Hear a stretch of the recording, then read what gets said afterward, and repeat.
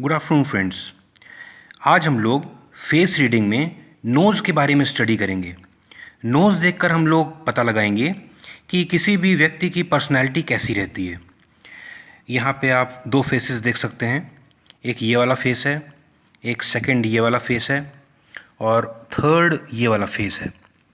तो इन तीनों फेसेस में आप ये देखिए कि इसमें सबसे बड़ी नोज़ है, इसमें मीडियम नोज़ है और इसमें शॉर्ट नोज़ है, छोटी नोज़ है।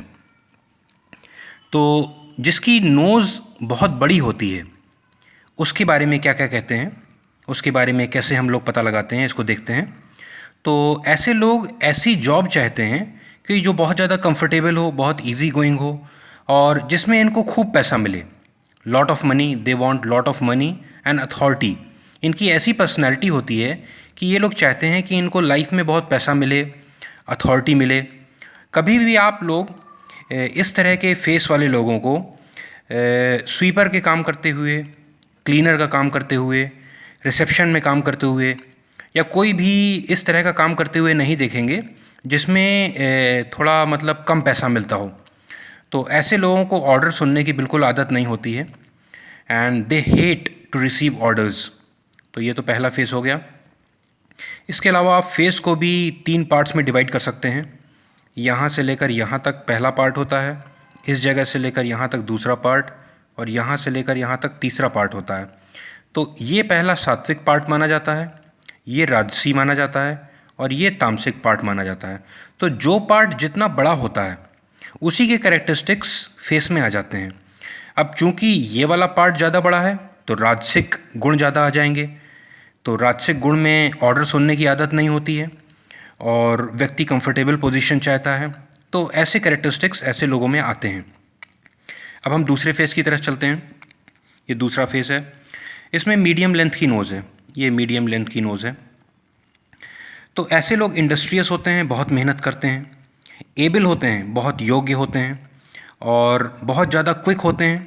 कोई भी काम जब ये करते हैं तो बहुत आसानी से उसको कर लेते हैं, जल्दी काम कर लेते हैं और बहुत एक्टिव होते हैं। ऐसे लोग एजाइल होते हैं और इनकी नोज़ से आप देख सकते हैं, एक और चीज़ पता लगती है इनके बारे में कि इनमें स्ट्रॉन्ग लीडरशिप वाइब्रेशंस आते हैं और स्पेशली तब आते हैं जब इनका फ्रंट पार्ट, ये वाला फ्रंट पार्ट होता है, जब ये वाला पार्ट अगर राउंड हो और पॉइंटेड शेप का हो, थोड़ा तीखा हो, नुकीला हो या राउंड हो, तो ऐसे लोगों में इस तरह की कैरेक्टरिस्टिक्स आती हैं। तो ऐसे लोगों में बहुत ज़्यादा पेशेंस होता है, विल पावर होती है and they are skillful enough to use their brains with their brawns for greater achievement. तो माइंड का भी यूज़ करते हैं, मसल पावर का भी यूज़ करते हैं अपने अचीवमेंट्स के लिए। तो ये दूसरे तरह का फेस था, दूसरे तरह की नोज़ थी। अब हम लोग तीसरे तरह की नोज़ देखते हैं जो शॉर्ट नोज़ होती है, छोटी नाक जिनकी होती है। उनमें क्या क्या कैरेक्टरिस्टिक्स होते हैं उनको देखते हैं। तो इस फेस में आप देख सकते हैं कि ये वाला जो मिडिल पोर्शन है, ये इसमें नोज़ होती है और ये शॉर्टेस्ट है, बहुत छोटी नोज़ है। तो ऐसे लोगों को बहुत ज़्यादा टाइम चाहिए होता है कोई भी चीज़ को समझने के लिए, लर्न करने के लिए। ऐसे लोगों का इंटरेस्ट भी ज़्यादातर चीज़ों में बहुत कम होता है। कोई भी आप इनको नया प्रोजेक्ट दें तो उसमें इंटरेस्ट शो नहीं करते, ये अपने टाइम को वेस्ट कर देते हैं यूज़लेस थिंग्स में। और ज़्यादातर इनका एटीट्यूड अपनी रिस्पॉन्सिबिलिटी को पास करने का रहता है। ये चाहते हैं कि रिस्पॉन्सिबिलिटी ना उठानी पड़े, किसी और को रिस्पॉन्सिबिलिटी दे दी जाए। ऐसे लोगों में रीजनिंग पावर भी बहुत कम होती है, तर्क शक्ति कम होती है। कोई भी काम अगर ये कर रहे होते हैं, आप इनसे पूछिए कि क्यों काम कर रहे हैं, तो उसका ये सही से जवाब नहीं दे पाते। ये बेनिफिशियल सिचुएशन, अपॉर्चुनिटीज़ का भी सही से लाभ नहीं उठा पाते। जब इनके पास अपॉर्चुनिटीज़ आती हैं तब ये समझ नहीं पाते कि उस अपॉर्चुनिटी में इनको कैसे लाभ उठाना चाहिए, कैसे काम करना चाहिए।